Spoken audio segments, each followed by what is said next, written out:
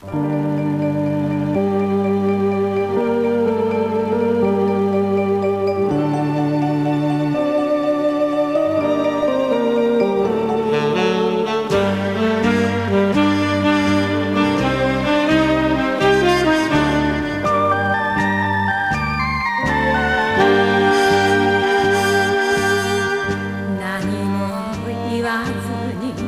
のままそっと汽車に乗ろうと思ったものを駅の喫茶の公衆電話いつかかけていた。バカねバカだわ私の未練。さようならさようならお別れ電話の切ない言葉。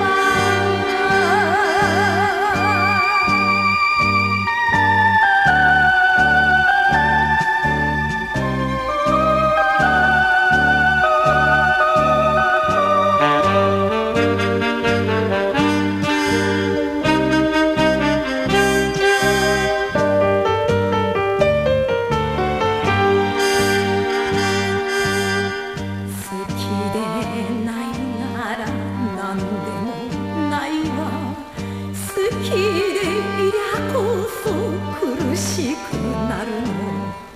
飛んでこないでそのままいてよ。会えばもろくなる。ほんとよ私の気持ち。さようならさようならお別れ電話のせめての言葉。